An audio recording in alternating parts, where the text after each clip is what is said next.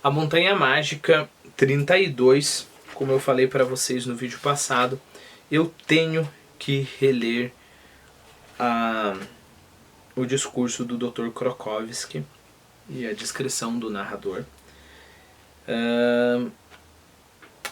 E eu aconselho você a reler também.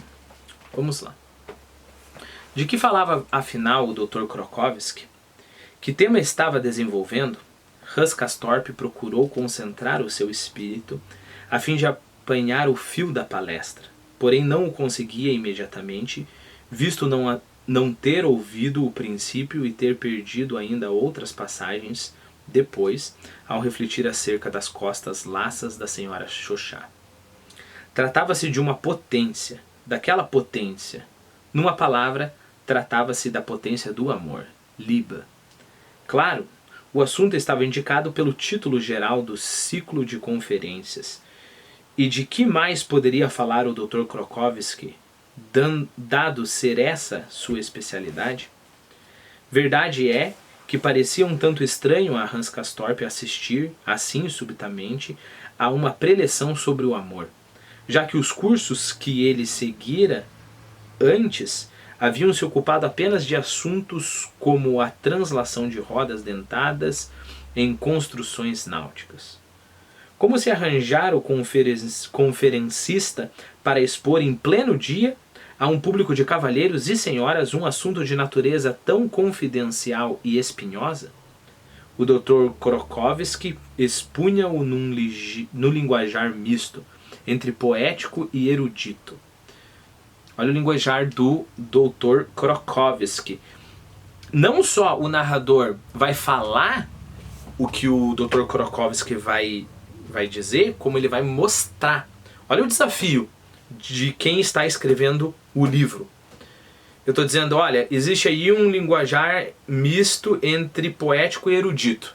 E aí eu poderia continuar e nem descreveria que linguajar que é esse, né? Não descreveria o discurso em si, né? Eu só afirmaria. Lembra-se que a gente fez um vídeo sobre isso no passado. Então eu só afirmaria, ele fazia um discurso entre o linguajar erudito e poético, e nesse linguajar e nesse discurso com esse linguajar ele defendeu o amor. E continuava. E aí meio que me isentei ali da responsabilidade. Não é isso que o narrador de Montanha Mágica vai fazer. Ele vai falar, é um linguajar poético e erudito, e depois ele cria, aí já o autor, né? O autor cria efetivamente um linguajar poético e erudito. Ok? Um linguajar entre poético e erudito, rigorosamente científico e ao mesmo tempo vibrante como um hino. Olha o tanto de responsabilidade que o narrador está colocando aos seus ombros. Okay? Deixa eu abrir um parênteses aqui. Olha o que ele faz então. Ele afirma algo e aí depois ele tem que mostrar. Deixa eu pegar um filme extremamente interessante chamado Whiplash. Okay? Whiplash. O filme é extremamente bom. Mas eu não consegui ainda, faz tempo que eu assisti esse filme e eu não entendo tanto de música, eu não consegui ainda analisar se ele fez o seguinte. Deixa eu me organizar aqui, né? Whiplash fala sobre um maestro que é extremamente exigente, e ele busca talentos para a banda dele, né? E ele encontra um carinha lá que toca bateria, e o filme se passa mostrando a evolução desse carinha, guiado por esse maestro, no seu tocar de bateria. Até o ápice do filme, em que ele simplesmente não só incorpora tudo aquilo que o maestro ensinou, mas ultrapassa o maestro numa música dos céus, uma música etérea. Ótimo. Eu sou um diretor e eu quero contar essa história. Eu tenho duas opções. Primeira opção, eu falo sobre a música, falo que é uma música etérea, que é uma música, vamos supor, a música do final, né? Música em que finalmente ele consegue. Aí eu só filmo o rosto das pessoas, eu dou a entender que realmente é uma música que quebra os parâmetros da arte atual, etc, etc, etc. E aí eu só afirmo, não mostro. mas eu só afirmo. Ok? Segunda possibilidade. Eu vou lá e mostro a música. Por que eu fiz essa cara? Porque se eu me decido pela segunda possibilidade, mostrar a música que no meu filme eu estou afirmando que é uma das melhores músicas, e eu estou afirmando que o baterista ali é um dos melhores bateristas de todos os tempos, se eu mostro isso e não só digo pelo que os outros comentam no filme, por exemplo, então eu tenho que mostrar um dos melhores bateristas de todos os tempos. Eu não posso colocar um baterista qualquer ali tocando, uma música qualquer ali tocando, e mais ou menos falar assim pro meu espectador, olha, no filme esse cara é muito bom, no filme ele é o melhor do mundo, tá bom? Então, acredite, eu posso fazer isso não mostrando a música, ok? Mas uma vez que eu tenho contato, que eu mostrei o carinha tocando lá, essa música tem que ser sim uma das melhores músicas de todo o tempo. Então percebam a responsabilidade que está sobre os ombros de um diretor que quer mostrar a vida de um dos melhores bateristas. Ele tem que efetivamente descobrir um dos melhores bateristas de todos os tempos. Okay? Deixa eu dar um outro exemplo agora num caso em que... deixa eu fechar esse exemplo. E aí eu tenho que escutar mais uma vez o final e as músicas que são tocadas ali para ver se ele fez isso mesmo. É claro, como eu sou um leigo e principalmente pensar assim, analisar uma pessoa tocando bateria, talvez eu nem tenha a capacidade suficiente para ver o que aconteceu ali. Mas uma questão extremamente interessante é conversar com uma pessoa que entende muito de bateria e perguntar o que você acha disso, dessa cena aí em que ele finalmente toca a obra-prima dele. Se o baterista não ficar impressionado no mundo real, então significa que o diretor falhou.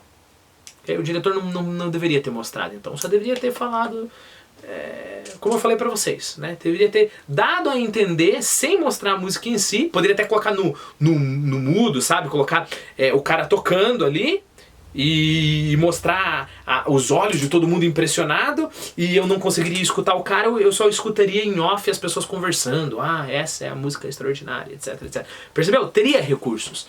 Então, se ele escolheu mostrar e não mostrou um dos melhores bateristas do mundo, então ele falhou, ok?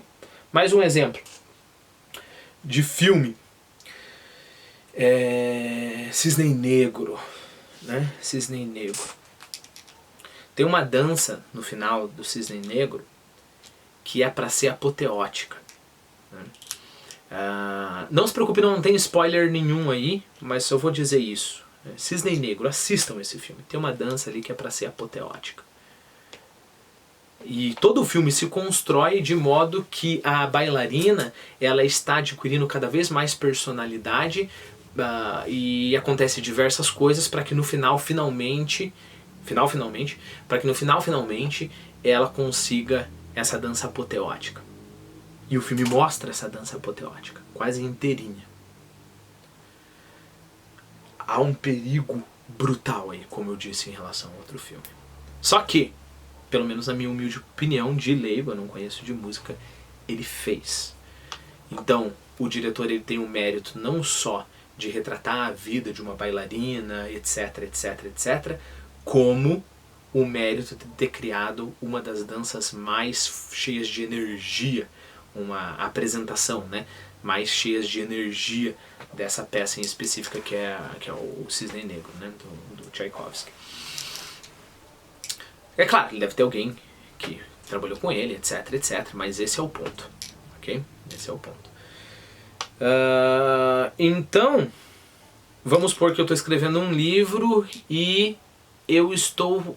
Nesse meu livro tem um personagem que ele fala sobre Deus, e ao falar sobre Deus ele toca o coração de todos, e as palavras dele fluem de seus lábios tão melodicamente, tão cheias de sentimento, que até quem não acredita em Deus...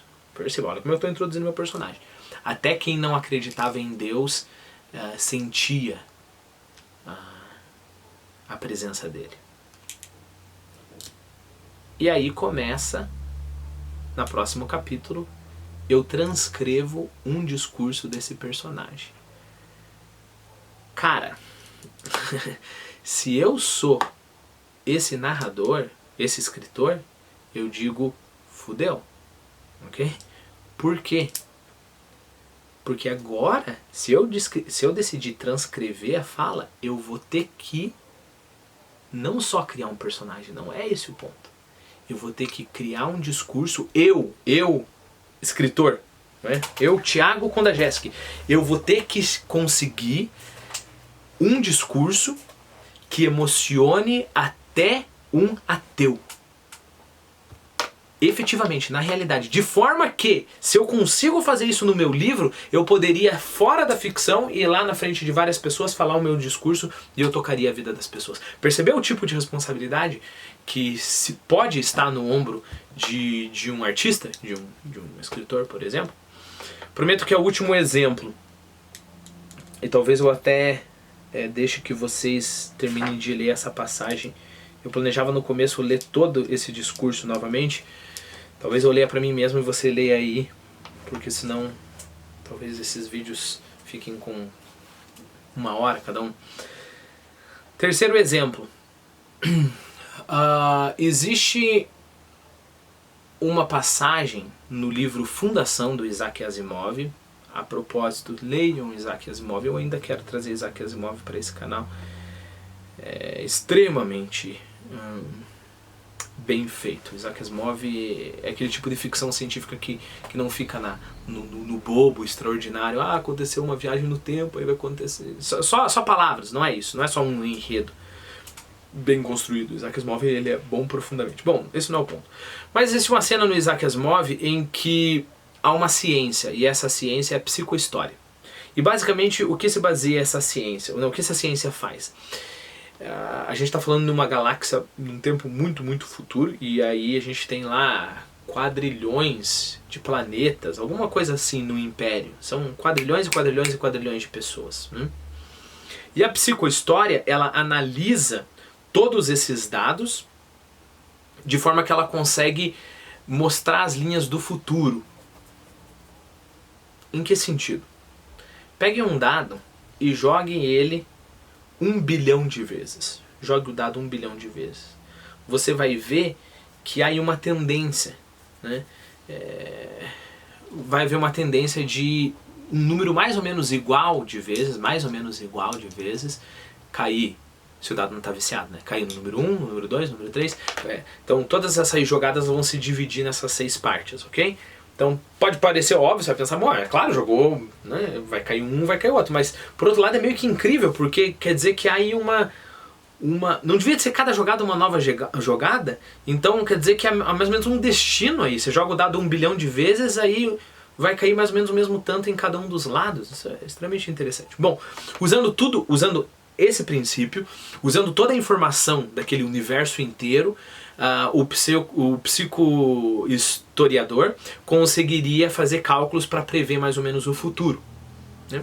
E aí é uma cena em que o psicohistoriador está mostrando para um novato os determinados cálculos que ele fez prevendo a queda do Império. Não se preocupe, não é spoiler, né? Logo no começo do Fundação. Fundação é o primeiro livro da trilogia da Fundação. Depois vão ter mais quatro livros que foram lançados 20 anos depois. Perceba o que o Isaac Asimov fez. Ele nunca que vai ser besta de mostrar pro leitor quais são os dados e o raciocínio e os cálculos específicos que ele usa para convencer, quer dizer, que esse super especialista usa para convencer um novato. É claro que ele não vai dizer para nós. Então, se fosse para fazer analogia com tudo aquilo que a gente está conversando, é como se fosse o diretor de Whiplash não mostrando a música do baterista, seria o diretor do Cisne Negro não mostrando a dança, só dizendo que foi uma dança espetacular. E seria o narrador de Montanha Mágica não transcrevendo o discurso do Krokowski, né? Só falando que ele usava esse tom, etc, etc. Então é isso que o Isaac Asimov faz ali. Mas não significa que ele é menor que os outros por causa disso. É claro, ele não teve um empreendimento brutal como esses tiveram, mas ele mostra através do modo como o novato fica impressionado, através das perguntas que o novato faz, através das contestações, através dos, como é que é? Contestações, através das contestações do novato. Então a gente sabe, mas de fora, a gente sabe que ali o cara é um super gênio e ele faz um cálculo super foda e que aquilo ali realmente dá pra prever o futuro. Perceberam? Essa mesma coisa poderia ser feita em todas elas, ok? Então, para resumir o assunto, olha o que ele afirma e depois ele faz, transcrevendo a fala do Krokowski. Okay? O Dr. Krokowski expunha-o num linguajar misto entre poético e erudito, rigorosamente científico e ao mesmo tempo vibrante como um hino. Okay? Eu acho que eu não vou resistir, eu vou abrir um outro vídeo para eu ler pelo menos mais um pouco. Essa passagem é muito deliciosa. Se você quiser pular o próximo vídeo, sinta-se à vontade.